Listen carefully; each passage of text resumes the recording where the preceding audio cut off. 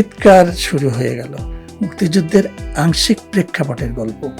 জগন্নাথ কলেজের একজন বাংলা শিক্ষকের তার যে যুদ্ধকালীন সময়ে তার যে স্মৃতি, জাগরণ ছিল মুক্তিযুদ্ধের চেতনা, সেটা ফারুক ভাই করে। কারণ তার এলাকাটা ঠিক ওইরকমই ছিল, তার জীবনের গল্পের সঙ্গে অনেক গল্প মিলে যায়, বিধায় এই ছবিটা তৈরি হয়েছিল।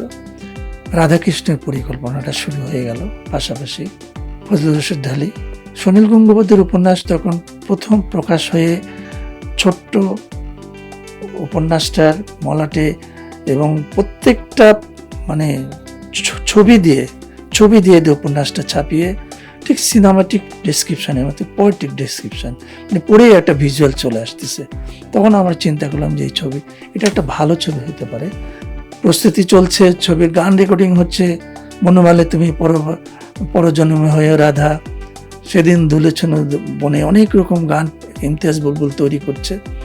এর ভিতরে একটা বিশাল অ্যানাউন্সমেন্ট হলো যে আরেকটি রাধাকৃষ্ণ তৈরি হচ্ছে। সেটা আমারই বন্ধু এম এ হান্নান বানাচ্ছে। সেখানে পরিচালক ছিল হান্নান, অঞ্জু ঘোষ হিরোইন, আর হিরো ছিল সুব্রত। পরবর্তী সময় একটা সিদ্ধান্ত হলো যে প্রথম এই ছবিটি সেন্সরে জমা দেবে তার নামে রাধাকৃষ্ণ ছবিটার নাম, টাইটেলটা পাওয়া যাবে। তাহলে যুদ্ধ শুরু হয়ে গেল।